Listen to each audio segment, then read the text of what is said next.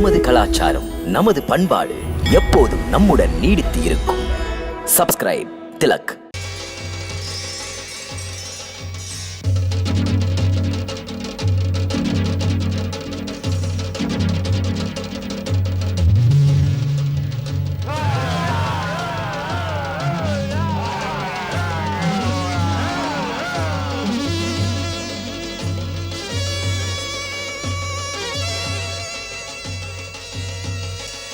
அவமானப்பட்டவள் வந்துவிட்டாள்.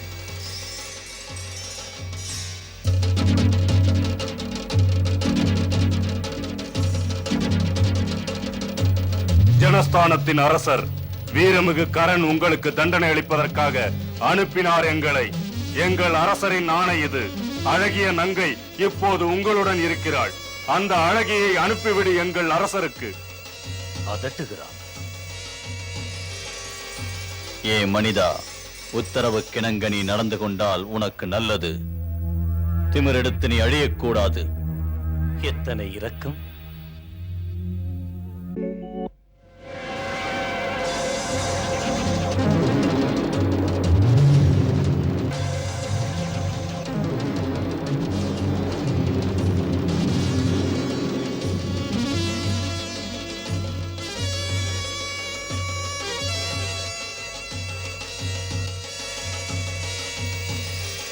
என்ன சொன்னாய்? ஒரு மானிடன் நம் படைகளை முழுவதையுமே அழித்து விட்டானா? ஆமாண்டா, அவன் ஒரு பானம் எய்தான். அந்த ஒரே பானத்தில் ஆயிரக்கணக்கான பேர் தரையில் உருண்டனர். சரிதான், அவனும் சிறிது மாயாவி வித்தைகள் கற்றிருக்கிறான். நாம் உடனே அவனை அழிக்க வேண்டும். தூஷணா, ஆட்பெரும் படையுடன் புறப்படுவோம் போர்க்களம்.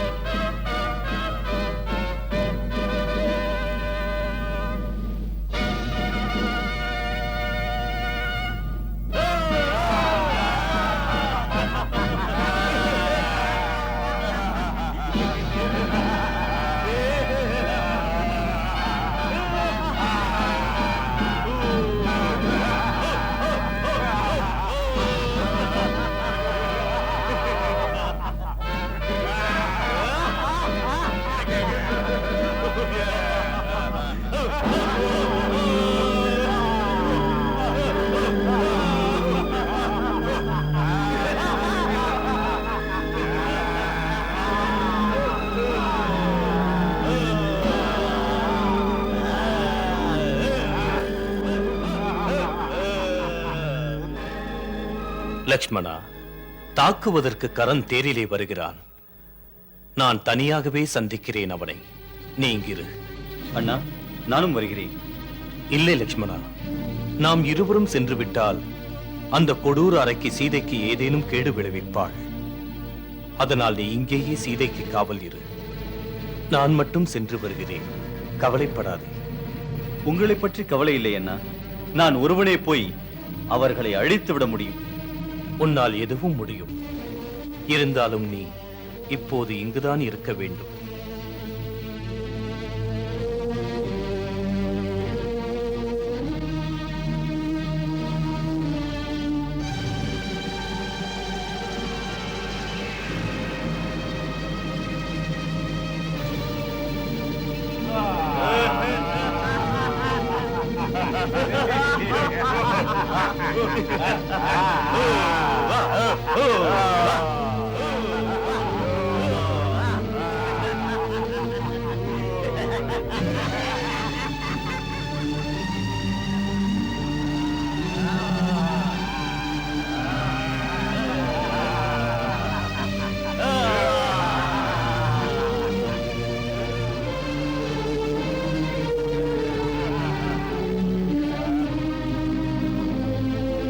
அற்பப்பதரே, சின்னஞ்சிறு மானிடன் எமது ஆட்சியின் எல்லைக்குள் வந்து குழப்பம் செய்கிறாயோ?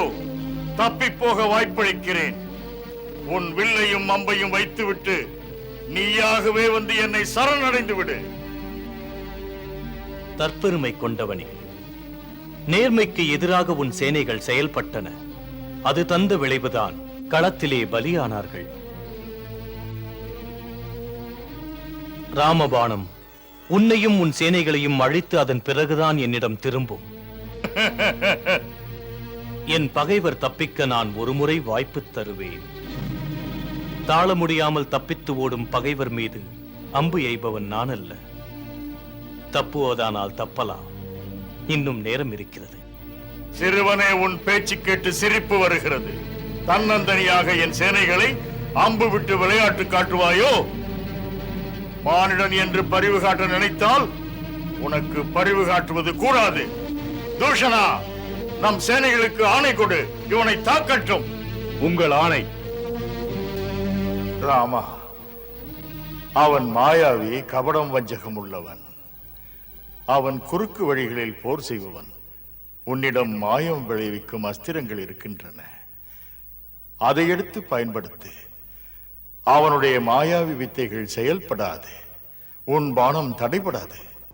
ஆகட்டும். மூடர்களே, என்ன நடக்கிறது? யாருக்கும் சுயநினைவில்லையோ? தூஷணா, அங்கே என்ன நடக்கிறது? பாருங்கள், நமது வீரர்கள் பைத்தியமாகிறார்கள், தமக்குத்தாமே அடித்துக் கொள்கிறார்கள்.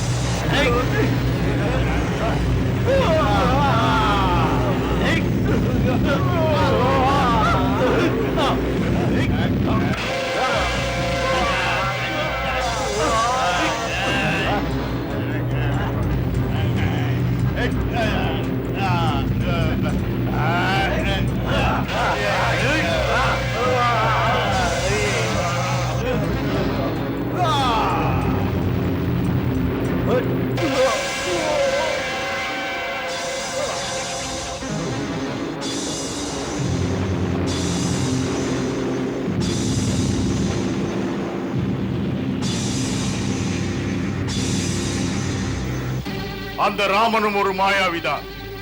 அவன் மோகினி அஸ்திரத்தை பயன்படுத்தி நமது சேனைகளை மயங்க வைத்து விட்டான். அதற்கு பதிலடி நானும் மாயத்தாலேயே கொடுக்கிறேன்.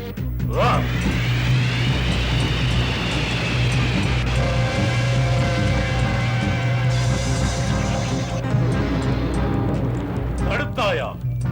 பாரி போது.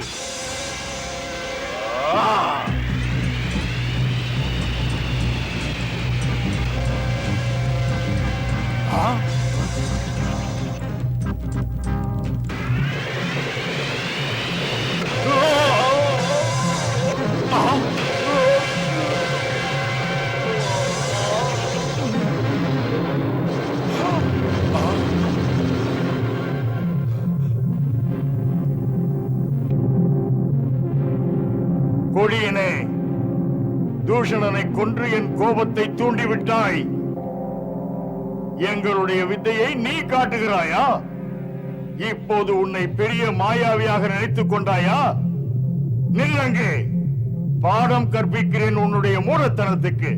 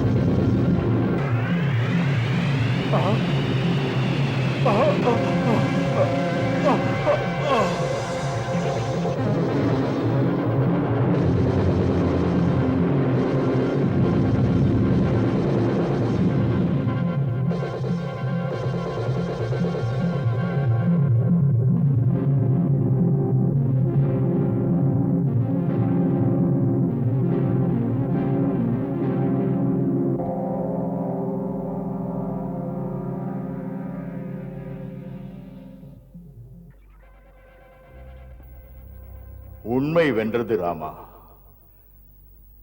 வல்லமை மிக்க கரதூஷணர்களை இந்த உலகில் உன்னை தவிர யாரும் வெல்ல முடியாது.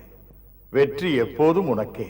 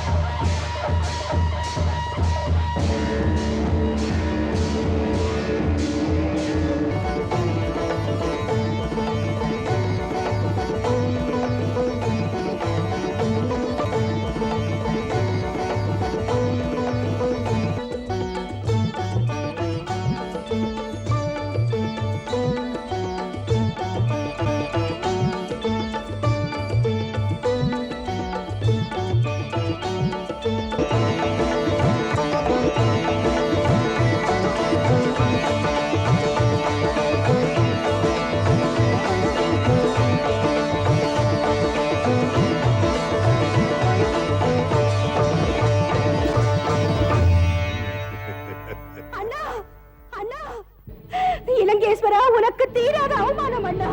ஒரு மானிடன் உன்னை ஏளனப்படுத்தி விட்டான். இலங்கைக்கு தீரான அவமானம் வந்து விட்டது. என்ன நடந்தது சூர்பனகை?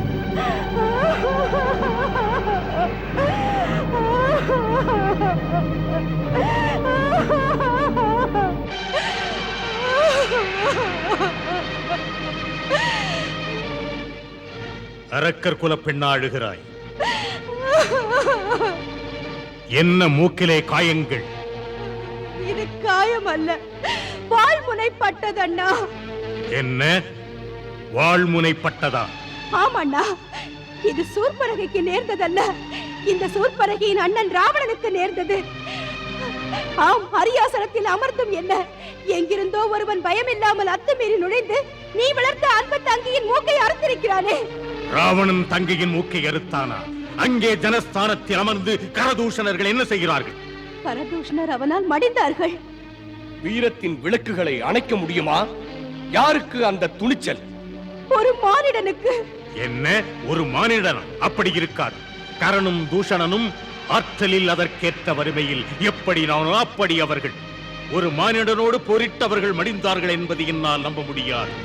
சேனாதிபதி, நீ சரியாக சொல். சூர்பனகை சொல்லுகிறாளே, அது நிஜம்தானா? ஆம், நிஜம்தான் மன்னா. நிஜம்தான் என்றால் இதெல்லாம் தேவர்களின் சதிதான்.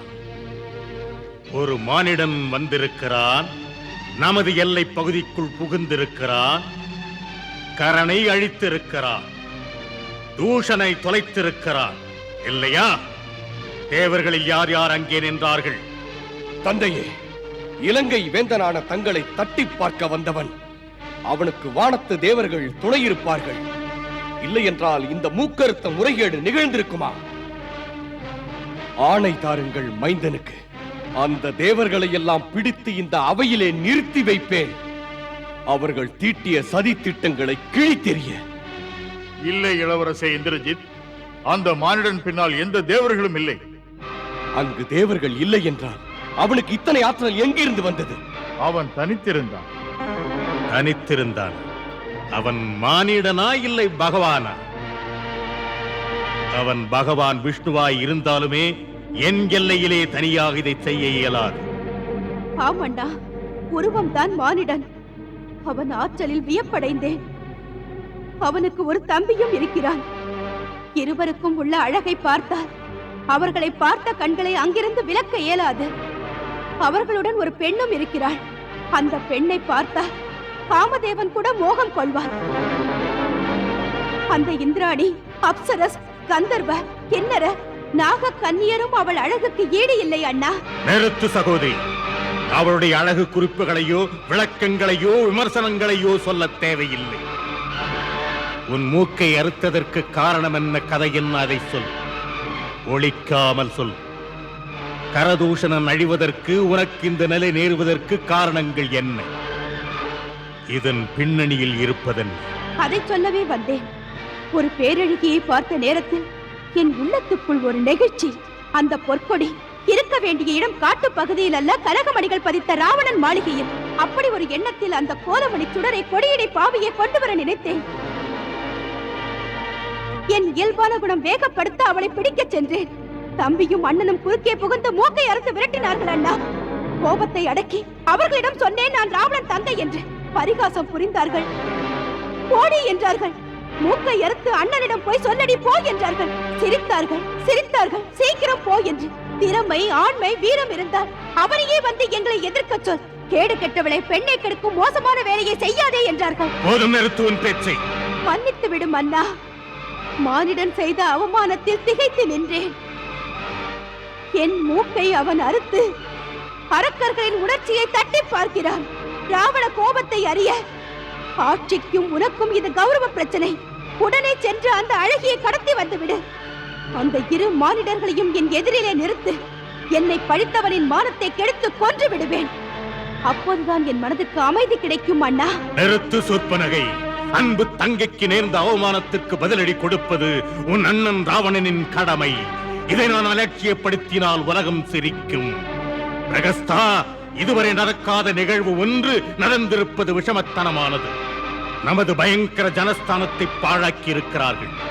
நம்மை சீண்டி பார்க்க இந்திரன், குபேரன், யமன், அனந்த சயன், அனந்த விஷ்ணுவுக்கும் கூட சக்தி கிடையாது. சூரியன் சூடாக வீச மாட்டார், வருணன் அடைமழை பொழிய மாட்டார், வாயு புயலாக மாற மாட்டார். ஒரு சாதாரண மானிடன் யார், எங்கிருந்தான், எதற்கு செய்தான்? மாமன்னா இலங்கேஸ்வரா, செய்தது கோசல நாட்டு அரசர் தசரதரின் மைந்தர்கள் ராமன், லட்சுமணன். அவர்கள் சிறப்பானவர்களாயும் செயல் வீரர்களாயும் காணப்படுகிறார்கள். அவர்கள் ஆற்றலும் வேகமும் ஈடு இணையற்றது. அகில உலகங்களையும் அவர்கள் வில்லாலேயே வெல்வார்கள். திவ்யாஸ்திரங்களை பயன்படுத்த வகையிருந்த மேதைகள், அஸ்திரங்களில் தேர்ச்சி பெற்ற ரிஷிகள், திறமை பெற்ற தேவர்கள் மூலமாக கற்றறிந்து முற்றும் உணர்ந்தவர்களாக தெரிகிறார்கள். யுத்த நுணுக்கங்களிலும் தேர்ந்தவர்கள். அணி திரண்ட சேனை கூட்டம் தனியாக நின்ற ராமனை முடக்க சக்தியின்றி கலகலத்து சிதறும்படியானது. ராமனுக்கு மாயாஜால வித்தைகளும் தெரிந்திருக்கிறது. அதனால் நமது அரக்கர்படை குழப்பமடைந்து செய்வதறியாமல் தவித்தார்கள். வீரன் ராமன் வேகத்தையும் யூகத்தையும் கண்டு மிரண்டார்கள். ராமனின் மாயாஜாலத்தால் நமது சேனைகள் ஒருவருக்கொருவர் ராமன் என்று நினைத்து தங்களுக்குள்ளேயே அடித்து மடிந்தார்கள். அவர் வீரர் என்றால் அந்த வீரர் தர்மத்திலிருந்து நழுவக்கூடாது. முன்பகை எதுவுமின்றி நமது ஜனஸ்தானத்தின் மீது ஆக்கிரமித்து அதை பாழாக்கியது எதற்கு? மன்னியுங்கள், அவர்கள் ஆக்கிரமிக்கவில்லை. ஆக்கிரமித்தது நமது சேனைகள் அந்த ராமன் மீது. நமது சேனைகள் அவர் மீது ஆக்கிரமித்ததா? எதற்காக? அப்படி செய்ய தூண்டியது எது? அதோடு அறிமுகமில்லாத அவர்கள் நமக்கு எந்த தீங்கும் செய்ததில்லை. ஆளுமை மிக்க அரக்கர் சேனை அங்கு போயிருக்க கூடாது. விபீஷணரே, தாம் சொன்ன கருத்துக்கள் நேர்மையானது.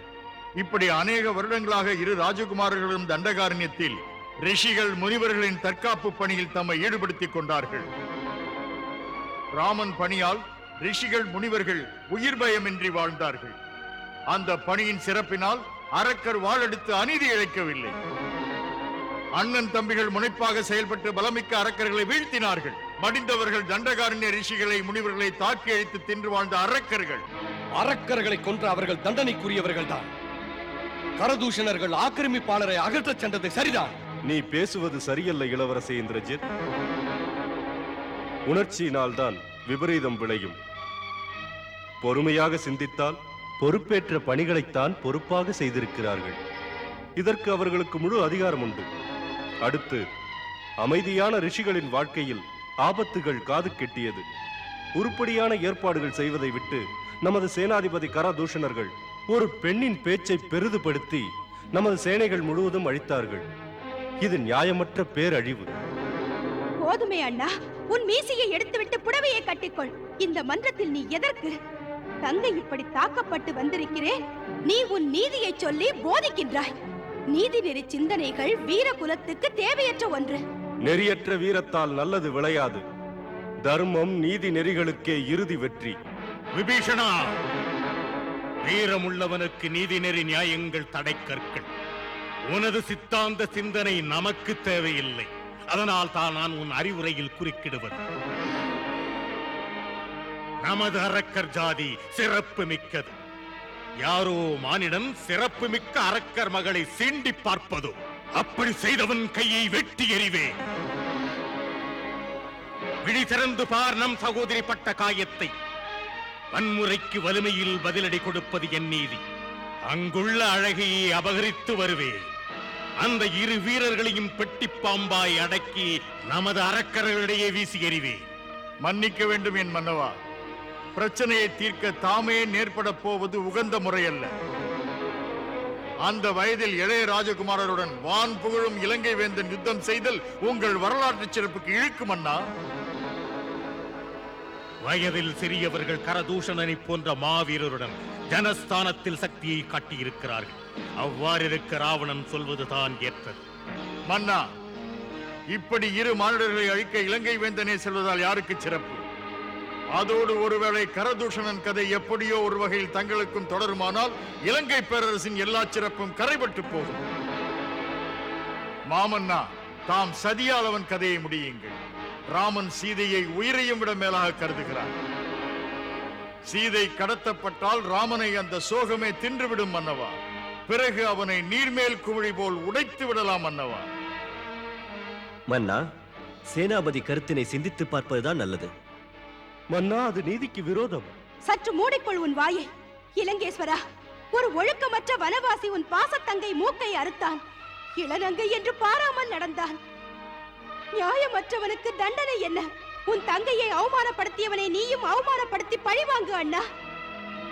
ஆம் அண்ணா, அப்படி அவன் பழிவாங்கப்படும் போது அது பொறுக்க முடியாமல் மடிவான். ஒரு பெண்ணுக்கு அவமானம் ஏற்படும் போது தாங்காமல் மடிவான், கூனி குறுகி மடிவான், தவித்து மடிவான். ஏற்கிறேன். ஏற்புடைய கருத்தினை நேரத்தில் சொன்னார். சதியால், பலத்தால், சூழ்ச்சியால் சீதையை எப்படியாவது கடத்திவிடு அண்ணா. மோகினியாளின் மானம் இழந்தால் சூர்பனகின் இதயத்தை அணையும் அண்ணா. காத்திரு அன்பு தங்கையே, செல்கிறேன். இது உங்கள் தகுதிக்கு, உங்கள் வீரத்துக்கு இழுக்கு. ஒரு மின்னல் அகல் விளக்கை மோதுவதாம் அண்ணா. இலங்கேஸ்வரா, மாண்புமிக்க எனது உடன் பிறப்பே, தாம் மேதை ஞானி, வேத வித்து, பயங்கரமாக தவம் புரிந்தீர்கள். படிக்காமல் உள்ள கலை இல்லை. மறையோதும் பிராமண குலத்தில் பிறந்தும் கூட போர் புரியும் சத்திரியர்களைப் போல வீரத்தால் கீர்த்தி பெற்றவர்.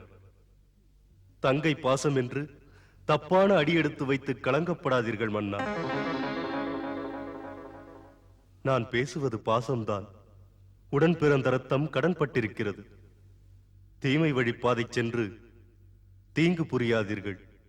தர்மத்தின் விரிவுரைகளை சக்தியற்றவன் செய்வான் விபீஷணா. சக்தியாளன் செயல்தான் வேதங்கள். மன்னிக்கவும். தம்பி உள்ளவன் படைக்கஞ்சான் என்பர். நீயா தம்பி? எனக்கு நானே தலைவன். அறிவுரை சொல்ல தேவையில்லை.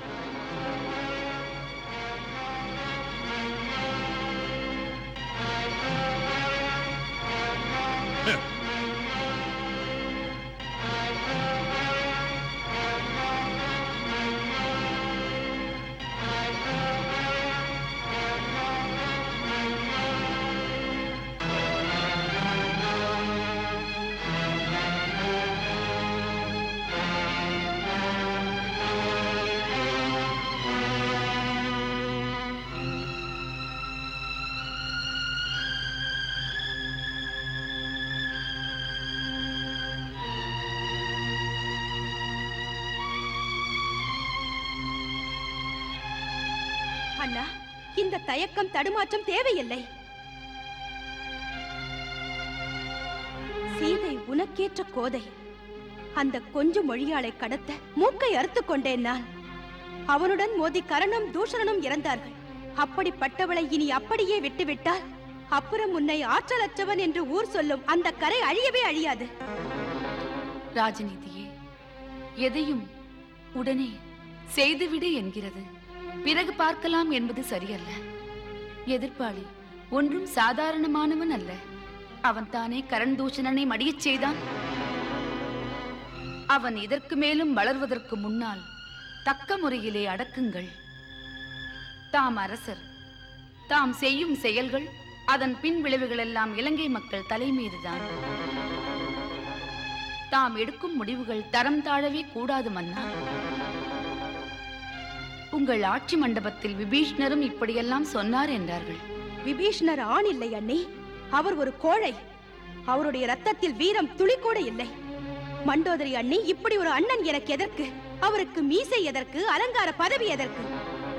மன்னா, சீத்தை கிணையாக அதிரூப சுந்தரி இங்கே அந்தப்புரத்தில் இருந்தால் உன் பெருமைக்கு அது மேலும் பெருமை. சீதையின் பேரழகை ஒருமுறை நீ பார்த்தால் காலமெல்லாம் கண்கள் வேறெதையும் பார்க்கவே விடாது. பெண்களையே பித்தாக்கும் பேரழகி. சூர்பனகை, நங்கையின் இதயத்தில் இருப்பது என்னவென்று நங்கைக்கு தெரியாதா? பேசாதே இனியும். நீ போய் மூக்கர்ந்து வந்ததற்காக திறமையில் இமயம் போன்ற உன் அண்ணனை திருடனைப் போல் செயல்படச் சொல்வதோ? சுவாமி, தங்கை சொன்ன பேரழகி தங்களுக்கு தேவை என்றால் ஒரு வீரனைப் போல யுத்தம் புரிந்து அடையுங்கள். ஒரு திருடனைப் போல் கொண்டு வந்தால் உங்கள் புகழுக்கு ஏற்றதா? சுயநல உணர்வில் நான் சொல்லவில்லை. உங்கள் புகழ் கெடக்கூடாது என்று சொன்னேன். பிறன்மனை நாடினால் அந்த பாவம் உங்களை தலைநிமிர விடாது. எனக்கு அறிவுரை. மகாராணி அளவோடு பேசு. ஒரு சாதாரண மனிதனுக்கும் சக்கரவர்த்திக்கும் வித்தியாசம் உண்டு. ஒரு சாதாரண மனிதன் அடுத்தவன் மனைவியை நினைத்தாலே அது பாவமாகும். மன்னவன் என்றால் நாட்டின் உடைமையெல்லாம் அவனது உரிமைதான். சீதையும் எனக்கு உரிமைதான். காட்டிலே இருப்பவனுக்கு அழகு மனைவி எதற்கு? இலங்கை வேந்தனின் இன்பபுரி ராணியவள். என்னை தடுக்க யாருக்கு உரிமை இல்லை. இலங்கை அரசன் இதயத்திற்குள் படிந்து விட்ட ஆசை இது. எப்படியும் முடிப்பே. இலங்கேஸ்வரன் நினைத்தால் நடந்தே தீரும். பாவம் ஏது, இதில் புண்ணியமேது?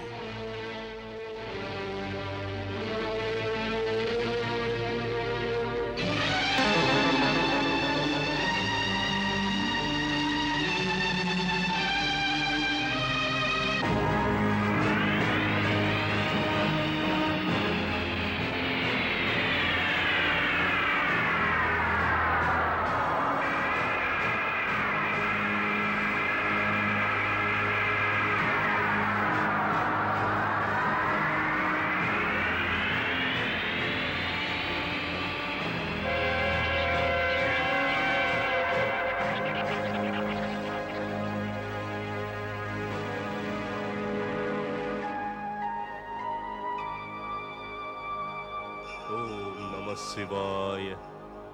ஓம் நம சிவாய. ஓம் நம சிவாய. ஓம் நம சிவாய. மரிசா, மன்னா. இலங்கேஸ்வரா, அமர வேண்டும். வணங்கி வரவேற்கிறேன்.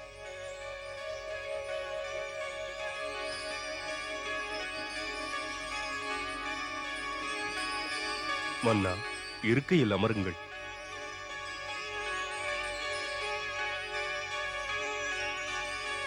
தாம் எதிர்பாராமல் வருகை தந்தது மாரீச்சனுக்கு ஐயமிழந்து ஏதேதோ நினைக்க வைக்கிறது. தாம் ஆளும் இலங்கை நலம்தானே என் வேந்தே? நான் எனக்கு உதவி கோரி இங்கு வந்தேன். பிரச்சனைகளை தீர்த்து வைக்கும் சிறந்த அறிவாளி உன் போன்று உமை சொல்ல யாருமே இல்லை. அற்புத மாய வித்தைகளில் யார் உனக்கு ஈடு? உனக்கு நடிப்பதும் நாடகமாடுவதும் உன் உதரத்திலேயே ஊறி வளர்ந்த கலைகள். கோட்டை வேந்தன் குடிலை தேடி வந்தது உன் அறிவுக்காக. மன்னியுங்கள் மன்னா, மாரீச்சன் மாயாவி வித்தை முழுவதும் விட்டுவிட்டேன். சித்த மலங்களை கிள்ளி எறிந்து மகேச தியானத்தில் இருக்கிறேன். இப்போது எஞ்சிய வாழ்வை கைலாயபதியை ஆராதித்து துறவி போல பக்குவப்பட நிச்சயித்துக் கொண்டுள்ளேன். மன்னித்து விடுங்கள். மாரீச்சனை அழுக்கு வழிகளில் இழுத்து விடாதீர்கள். மரிசா, அரசன் பணிந்து கேட்டார், ஆணையிடுகிறான் என்ற அர்த்தம். அவன் ஆணையை தவிர்க்க நினைத்தான் என்ற நிலை எழுந்தால் அரசனை அவமதிக்கிறான். அரசன் ராவணனை அவமதித்தால் அதன் பலன் உனக்கு தெரியுமா? அதை நான் எடுத்துச் சொன்னால் வாழ்க்கையே மாறிவிடும். தாம் மிக்க கலக்கத்தில் இருக்கிறீர்கள். அது சரி, தமது இந்த நிலைக்கு காரணங்கள் என்ன? அதற்கு இந்த மாரீசன் செய்ய வேண்டியது என்ன? மாரீசா, ஒரு மானிடன் நம் குலத்திற்கு அறைகூவல் விடுத்திருக்கிறான். கரதூஷணனை மடியச் செய்து. ஒரு மானிடனா? யார் அவன்? அந்த அயோத்தியின் ராஜகுமாரன் ராமன். அவனுடைய தம்பி லட்சுமணன் தன் மனைவி சீதையுடன் பஞ்சவடிக்கு வந்திருக்கிறான். அவன் எனது அன்பு தங்கை சூர்பனகை மூக்கை அறுத்திருக்கிறான். அதை தாங்காத சபையில் வந்து அவள் அழுதாள். நமக்கு மிக்க அதிர்ச்சி. என் அன்பு தங்கையின் வடிவத்தை சிதைத்து விட்டான். அவனுடைய அழகுமிக்க மனைவி சீதையை கடத்தி வந்து எமது ராணியாக்கிக் கொள்வேன். அந்த முடிவுடன் தான் இப்போது வந்திருக்கிறேன். அதற்கு நீ பரிவுடன் எனக்கு உதவ வேண்டும். உதவியா? நீ உன் மாயையினால் அழகுமிக்க மானாக வடிவெடுத்துக் கொள். பொன் வண்ணத்தில், கண் கவரும் வடிவத்தில். அது இதுவரை பார்க்காத அதிசயமாக இருக்க வேண்டும். ராம லட்சுமணர்கள் உன்னை வேட்டையாட விரும்புவார்கள், ஓடுவார்கள். சீதையை கடத்த வந்து எனக்கு அறியாமல் உதவுவார்கள். பக்குவமாய் நான் அவளை கடத்துவேன். இதற்கு மாரீசன் சேவை மகத்தான தேவை. குடிசை கோமலாங்கியை நான் எடுத்துச் சென்று இலங்கை ராஜமாளிகையில் வைப்பேன். உங்கள் திட்டமெல்லாம் சரி. பின் விளைவு கோட்டை, கொத்தளம், கொடிமரம் எல்லாம் போய்விடும் ராவணா. என்ன காலக்கணக்கது. தாம் ஏதோ சின்னஞ்சிறு எதிரி என்று நினைத்த அந்த சீராளனை பேசுகிறீர்கள். ஒரு ராமனின் பெருமை உங்களுக்கு தெரியாது. பதறாதீர்கள். சீதையின் நினைப்பே உங்களுக்கு நெருப்பு. அந்த நெருப்பை கடத்தாதீர்கள். கடத்தினால் அந்த பயங்கர விளைவு காலம் உங்களுக்கு கை கொடுக்காது. தரணியில் லங்கை என்ற பேர் இருக்காது. தாம் மனம் மாறி சீரோடு வாட லங்கைக்கே திரும்பிச் செல்லுங்கள். தாம் அனுபவிக்க எத்தனை எத்தனை அழகு ராணிகள்.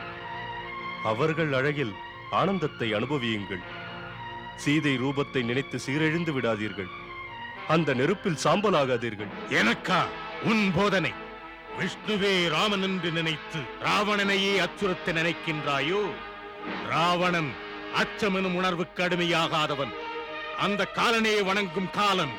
உங்களை அச்சுறுத்துவதற்கு சொல்லவில்லை மன்னா. வரப்போவதைச் சொன்னேன். அப்படி வரக்கூடாது என்று சொன்னேன். என் மீது ராமன் பானம் போட்டான். விட்டவுடன் 100 யோஜனை தூரம் சமுத்திரத்துக்கு அப்பால் விழுந்தேன். அவன் சாதாரண மானிடன் அல்ல. இளம் பிராயத்திலேயே தாடகையையும் சுபாகுவையும் கொன்றான். சிவதனுசை ஜனக சபையிலே ஒடித்த மாவீரன். யார் இருக்கிறான்? ராமனைப் போல எவன் இருக்கிறான்? கரணும் தூஷணனும் அழிவதற்கு, அவர்கள் விரிந்த சேனை இல்லாது போனதற்கு காரணமானவன் சாதாரண மானிடனா?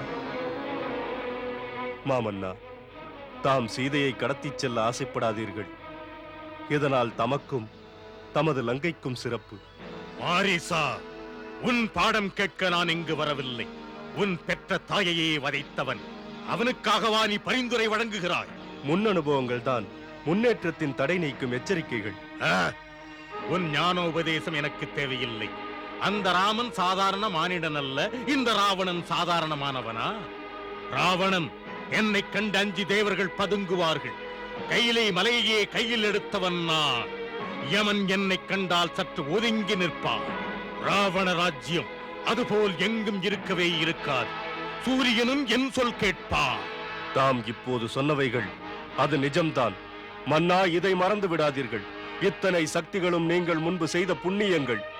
ஆனால் இப்போது தங்கள் பாவ நினைப்புகளால் புண்ணிய சேமிப்புகள் இருக்காது. உங்களுக்கு அதனால் ஆற்றல் நிலைக்காது. மன்னா, உங்களுக்கு நான் மாமன் உறவு. அதனால் இப்படி நல்லது பேசி பார்த்தேன். அடுத்தவனின் மனைவி என்றால் அவள் நெருப்பை போன்றவள் மன்னா. தீ என்று தெரிந்து நீங்கள் தீமை வழி போக நினைக்கிறதோ? போதும், நிறுத்து. உறவாடை புனைந்ததால் உனக்கு உணர்ச்சிகளை மறத்து விட்டது. இன்பத்திற்காகவே பிறந்தவன் நான். அத்தனை அழகு மங்கையரும் என் அந்தப்புறத்திற்கு வர வேண்டும். அனுபவிக்க வரம்பே இல்லை. படைப்பெல்லாம் எனக்காக. எனக்கு தடைகளே கிடையாது. வலிமை இருக்கிறது அனுபவிக்க. வரட்டு வேதாந்தம் எதற்கு? சக்திதான் முக்கியம் என்றால் தடம் புரளாதீர்கள். ஆசை வலையில் விழுகிறீர்களே, அழிவின் குழியில் விழாதீர்கள். அரசன் ஏன் ஆசைப்படக்கூடாது? சாதனை படைத்த ஒருவன் அரசனின் முன்னால் அடக்கமாக பேசு. அடக்கமாக பேசுபவன் அந்தரங்கத்தில் சுத்தமாக இருக்க மாட்டான். உங்கள் நலன் கருதினால் இதைத்தான் சொல்லுவான். தன்னை இழக்க தயங்க மாட்டான். தாம் அவையிலே வைத்திருக்கும் அமைச்சர்கள் இது விஷயமாக எதுவுமே பேசவில்லை. எந்த அரசனுக்கு தன்னம்பிக்கையும் செயல் ஊக்கமும் இருக்கின்றதோ அவன் தன் அமைச்சர்களின் அறிவென்னும் வலையில் விழவே மாட்டான். அமைச்சர்களின் வேலை அரசன் ஆணைகளை மதித்து நடப்பது. ஆணை நான் இடுவேன், அமைச்சர்கள் அதை அப்படியே நடத்துவார்கள். எனது இலங்கையில் நான் பேசுவேன், அவர்கள் பதில் சொல்லாமல் செய்வார்கள். இப்படித்தான் இதுவரை நான் ஆண்ட கதை. அரசனின் முன்னால் அமைச்சர்களும் படைத்தலைவர்களும் எல்லோரும் கைகட்டி நிற்க வேண்டும். அப்படி ஒரு ராஜா அடிப்படையும் கூட்டத்தால் முடியிழந்து போவான். வெறும் இனிய மொழி பேசுபவன் எதிரியை விட மோசமானவன். நன்மையை நேர்பட சொன்னால் கேட்பவனும் சொல்பவனும் பயன் பெறுகிறான். உண்மைக்கு கண் திறவுங்கள் அரசே. சத்தியத்தை மீறுவது சரியல்ல. கசப்பானது, கடுமையானது உண்மையினை எடுத்துச் சொல்வதுதான். மாரீசா, எம்மையே மூடனாக மதியாது. இதே நிலை நீடித்தால் ராமனுக்கும் சீதைக்கும் முன்னால் உயிர் போவது உன்னுடையதாக இருக்கும். தெரிந்து கொள். அந்த அளவுக்கு போகாதே. சென்று சொன்னபடி முடித்து வை. மன்னா, எப்படியோ காலனின் முகவரி தேடி வந்து விட்டான். மன்னவன் கையால் மடிவது தப்பு செய்தேன் என்ற கணக்கில் என்னை சேர்த்துவிடும். இதனிலும் ராமனின் கையால் மடிவதென்பது வீரன் எனும் புகழை தந்துவிடும். சரி மன்னா, சேவகன் பணி செய்து முடிக்கிறேன்.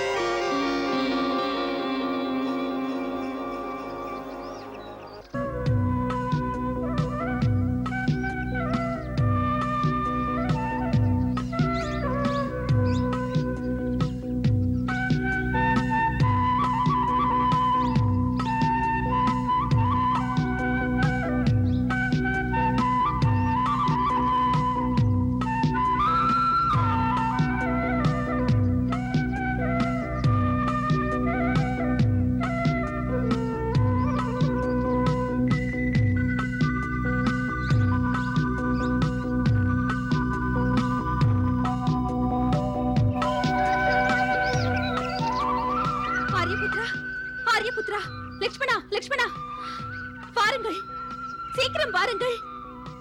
ஒரு அதிசயத்தை பார்த்தேன். என்ன பார்த்தாய்? இந்த ஆசிரம பகுதியில் ஒரு அதிசயமானை பார்த்தேன். ஆசிரம பகுதியிலா? ஆ, எங்கே? அங்கே இருக்கிறது, அதை காட்டுகிறேன். வாருங்கள் சுவாமி. அங்கே அதோ படைப்பின் அற்புதத்தை காணுங்கள். இது அற்புதம் தானே?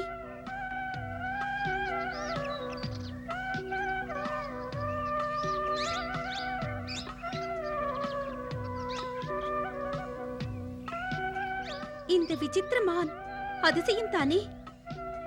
எத்தனை அழகானது! மானை இதுவரை பொன் வண்ணத்திலே பார்த்ததே இல்லை. ஆம், உண்மைதான். விந்தையானது இல்லையா லக்ஷ்மணா? ஆமாம் அண்ணா. சுவாமி, அந்த மானை பிடித்து தருகிறீர்களா? அது அந்த மான் எத்தனை அழகு! பிடித்துத் தருகிறேன். அது உனக்கு எதற்கு? எடுத்துச் செல்வேன் அயோத்திக்கு. அரண்மனையில் வளர்ப்பேன் ஆசையாக. காலில் பொற்சலங்கை கட்டுவேன். என் அன்பு மான் அங்கும் இங்கும் ஓட என் மாமியார்கள் மகிழ்வார்கள். இதை வனவாசத்தின் ஞாபகமூட்டும் பரிசாக மைத்துனர் வரதனுக்கு அளிப்பேன். செல்லுங்கள், அதை பிடித்து தாருங்கள். லக்ஷ்மணா, அன்புமிக்க உன் அண்ணி மான் வேண்டும் என்கிறார். உண்மையில் அது மிக்க அழகானது. அதன் ரூபம் யாரையும் ரசிக்க வைக்கிறது. மன்னியுங்கள், இந்த மானை அண்ணி கேட்பது ஆபத்துக்கு வித்திடுவது. முரண்பட்ட மானிது, முழுதும் நம்ப முடியாது. இது படைப்புக்கு மாறானது. இது மான் அல்ல, மாயமான் இது. சில மாறுபட்ட படைப்பும் உண்டு லக்ஷ்மணா. மனிதனுக்கு நம்பிக்கை இருக்க வேண்டும். உருவத்தின் மாறுபாடுகளை அதனால் ரசிக்கவும் முடியும். ஞானி விஞ்ஞானியுமே சத்தியத்தை சரியாக அறிந்ததில்லை. காலங்கள் சத்தியம் எதுவென்று உணர்த்தும். பொன்மான் உண்டா? இது படைப்பில் முரண்தானே? படைப்பில் முரணானது எதுவும் இல்லை லக்ஷ்மணா. பரத்வாஜ முனிவர் ஆசிரமத்தில் மைந்தர்களின் ரூபத்தில் தங்க உடலோடு பலரை பார்த்தோம் இல்லையா? அதைப் போல எண்ணற்ற கோடி ரூபமாக ஜீவன்கள் உண்டு. பகவானின் மாயைக்கு முன்னால் ஞான விஞ்ஞானங்கள் செயல்படுவதில்லை. பகவானின் மாயைகள் உண்டண்ணா. பகவானின் மாயை அல்ல, இது ராட்சச மாயையாகப்படுகிறது. எண்ணி பாருங்கள், ஒருமுறை தண்டக வனத்தில் ராட்சசி ஒருத்தி இப்படித்தான் வந்தாள். ஓஹோ, இப்படி இருவரும் சர்ச்சை செய்து கொண்டிருங்கள். அந்த மான் ஓடிவிடப் போகிறது. அந்த மானை எனக்கு பிடித்து தரக்கூடாதா? லக்ஷ்மணா, கேட்காத சீதை மீண்டும் மீண்டும் கேட்கிறாள். பிடித்து வருகிறேன்.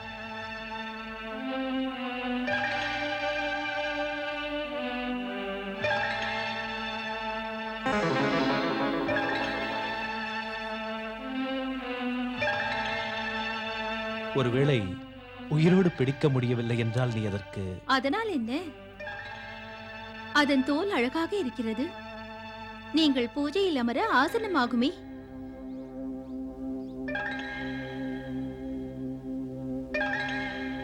மன்னியுங்கள், மிகவும் குழம்புகிறேன். இது ராட்சச மாயையோ என்று. அதுவாகவே இருந்தால் அதை கவனிக்க வேண்டியதும் அவசியம். லக்ஷ்மணா, மிகவும் கவனமாக இங்கேயே சீதைக்கு காவலாக இருக்க வேண்டும். பிரச்சனைகள் ஏதும் எழக்கூடும். மானை பிடித்து வருவதற்காக அந்த மானை பின்தொடர்ந்து செல்கிறேன். உயிரோடோ அல்லது கொன்றோ கொண்டு வருவேன். நீ கவனமாக இரு லக்ஷ்மணா. வனமெங்கும் ராட்சசர்கள் பதுங்கி இருக்கிறார்கள். ஆகையால் எந்த ஒரு நிர்பந்தத்திலும் சீதையை தனியாக விடாதே. ஆணைப்படியே அண்ணா.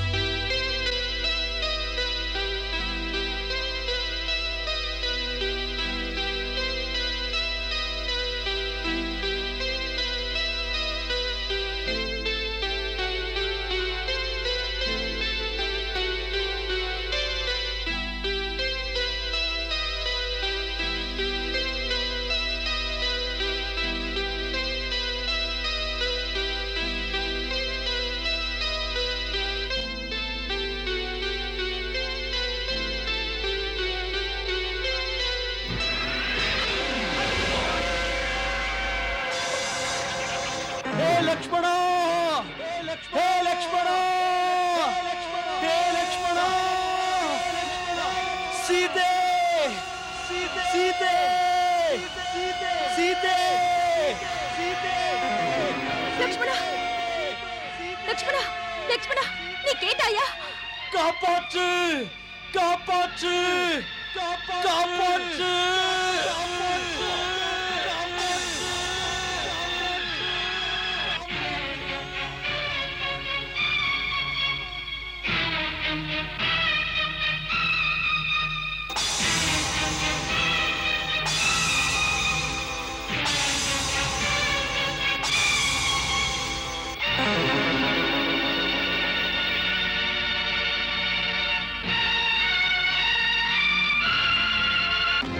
அண்ணன் லக்ஷ்மணா லக்ஷ்மணா என்று கூப்பிடுகிறார். ஏதோ ஆபத்தில் இருக்கிறார் போல் தோன்றுகிறது. இல்லை என்றால் கூப்பிட மாட்டார். யாரோ பயங்கர ராட்சசன் தான் அங்கு வந்திருக்கிறான். லக்ஷ்மணா, உனக்கு அது காதல் விழவில்லையா? விழாமல் என்ன அண்ணி? பிறகு ஏன் இப்படி நிற்கிறாய்? செல், உடனே செல், காப்பாற்று அவரை. லக்ஷ்மணா, என்ன உனக்கு? அசையாமல் நிற்கிறாய்? அசையவே மாட்டேன். உங்களை இங்கே காப்பதற்கு நிற்கிறேன். மன்னியுங்கள். ராமண்ணாவை தேவ அசுர நாகர்கள் யாரும் எதுவுமே செய்ய முடியாது. அது அண்ணன் போட்ட குரல் அல்ல, பொய்யான குரல். தாம் அச்சத்தினால் குழம்பாதீர்கள், கலங்காதீர்கள். என் புருஷன் பிரச்சனையில் இருக்கிறார், அதனால் தான் கூப்பிடுகிறார். இப்படி அலட்சியமாக நிற்கிறதோ? லக்ஷ்மணா, யாருக்கோ வந்து எழுப்பு போல காப்பாற்ற செல்லாது நிற்கிறாயே. பயமாய் இருக்கிறதா அண்ணனை காப்பாற்ற போவதற்கு? மதனி, தம்பி உள்ளான் படை கஞ்சான் என்று சொல்வார்கள். தம்பி இங்கே இப்படி நிற்கிறதோ? அண்ணன் ஆபத்தில் இருக்கிறார் என்று நன்கு தெரிந்து விட்டது. ஆனாலும் போகாமல் இங்கே. லக்ஷ்மணா, ஏன் எதற்கு நிற்கிறாய்? மாதா, மாதா, தாம் தப்பாக நினைக்காதீர்கள். ஆபத்து இங்கே இருக்கிறது மாதா. லக்ஷ்மணா, நீயா இப்படி பேசுகிறாய்? அன்போடு உன்னை தன் பிள்ளையை போல பாசம் காட்டினார். ஞாபகம் இல்லாமல் இப்படி பேசுகிறாயே. கற்பனை செய்து கூட பார்க்க முடியவில்லை நீ இப்படி இருப்பாய் என்று. இதுதானா தம்பி நீ கடமையாற்றுவது? மாதா, எனக்கு ஒரே கடமைதான். என் பிரபு ஸ்ரீராமனின் கட்டளைப்படி நடந்து கொள்வது. அவர் சொற்படித்தான் அம்மா உங்களை காக்க இங்கு உள்ளே. அதுதான் இப்போது சிக்கல் மிக்க சூழ்நிலையில் நான் விட்டுச் செல்ல தயங்குகிறேன். பேதை சீத்தை, யாரை போய் கேட்கிறதே இந்த காட்டில்? வழியும் தெரியாது. இப்படி ஒரு நிலைமையில் அவளை எந்த வழிதான் செல்கிறது? யாரையும் கூப்பிட கூட முடியாது. நீ இங்கே நிற்பது நியாயமா? லக்ஷ்மணா, இன்னும் தாமதித்தால் பிறகு உன் மாதாவுக்கு உயிரே இருக்காது. இப்பேதையின் பிணத்தை காக்க நிற்கிறாயா? பிரபுவை காக்க போகின்றாயா? மாதா, என்னை புரிந்து கொண்டு பேசுங்கள். பேதமைக்கு இடம் தராதீர்கள். எந்த ஒரு சக்தியுமே அண்ணனை எதுவுமே செய்து விடாது. ஏன் ஏன் இப்படியெல்லாம் என்னை சொல்லும்பு தொடுத்து குத்துகிறீர்கள்? தன் புருஷனுக்கு ஆபத்து என்று பொறுத்து கேட்கும் போது எப்படித்தான் பொறுத்துக் கொள்வாள்? நாளும் பேசி பொழுது போகின்றது. உன் மனது எதையோ நினைக்கிறது. பாதுகாப்பு என்ற காரணத்தால் மனதில் வேறு உணர்விருந்தால் அந்த மாசுகள் இங்கே கிடையாது. மாதா, நெருப்பை இழிவுபடுத்தாதீர்கள். அன்னையின் ஆணை. லக்ஷ்மணா, அதற்கு மதிப்பு கொடு. மாதா, பிடிவாதம் பிடிக்காதீர்கள். அது அமங்கலம் தாயே. லக்ஷ்மணா, என் மங்களத்தை தான் கேட்கிறேன். லக்ஷ்மணா, பொறுமையெல்லாம் போய்விட்டது.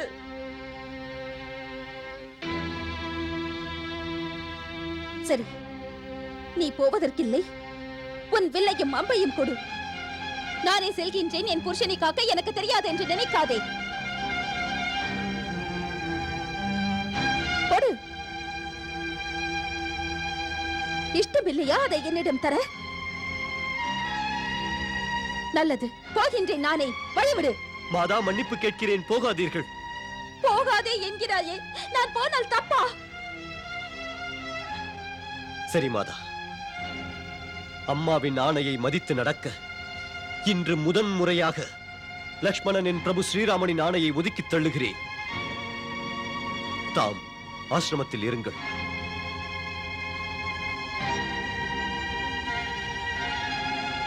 மாதா, தாம் உள்ளே செல்லுங்கள்.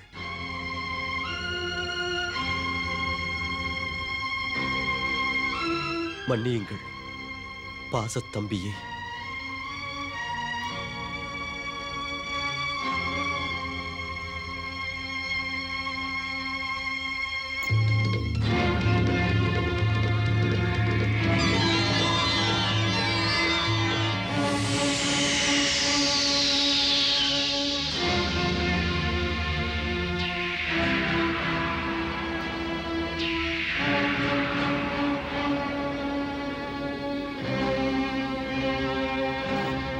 மாதா, கோவிலாக இதை நினைத்து அதில் இருக்கும் தெய்வமாக உங்களை கும்பிடுகிறேன். எப்படிப்பட்டவனும் இந்த லக்ஷ்மணன் கோட்டினை தாண்டி உள்ளே வர நினைத்தான் என்றால் அவன் எரிந்து சாம்பலாவான். அதனால் மாதா, பணிவுடன் ஒரு வேண்டுகோள். எந்த நிர்பந்தம் வரட்டுமே, ராமண்ணா வரும் வரை தாம் இந்த கோட்டினை தாண்டி போகாதீர்கள்.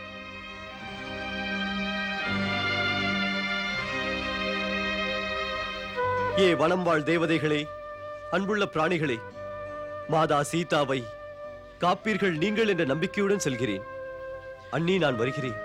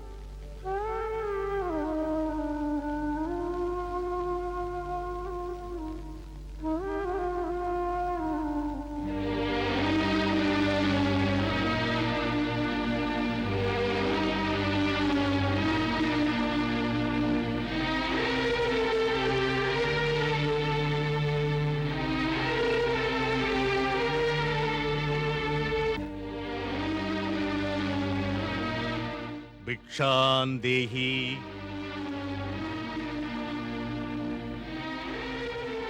भिक्षान्देहि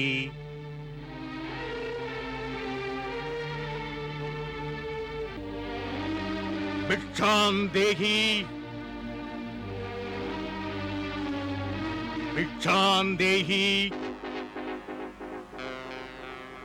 भिक्षान्देहि. வணக்கம் மகாத்மா. நன்றாக இரு நங்கையே. நெடுந்தூர பயணம், நல்ல பசி எனக்கு. வளமான இடத்தை பார்த்தேன், வழங்குவாய் என்று வந்தேன். எனது பசியை தீர்த்து வை. அவ்வாறே மகாத்மா. தாம் சற்று இருங்கள், உள்ளே சென்று தங்களுக்கு பிக்ஷை எடுத்து வருகிறேன். இல்லத்தரசியே, நெடும் பயண களைப்பு, சற்று அமர வேண்டும். பெரியவரே, தப்பாக நினைக்காதீர்கள். என் கணவர் இங்கில்லை, அதான் தம்மை வெளியே நிற்க வைத்தேன். பெண்ணே, அன்பு கூர்ந்து தாம் இங்கேயே இருங்கள், பிக்ஷை எடுத்து வருகிறேன்.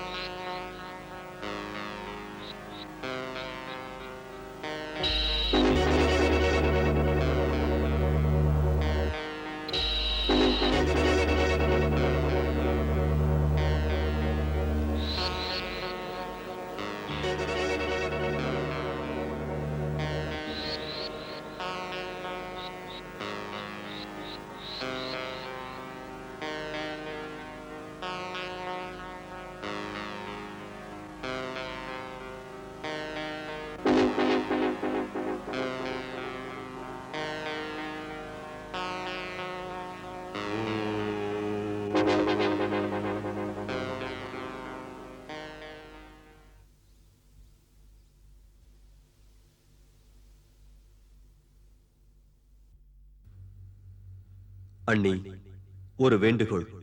ராமண்ணா திரும்பி வரும் வரை நான் இட்ட காவல் கோட்டை தாண்ட வேண்டாம்.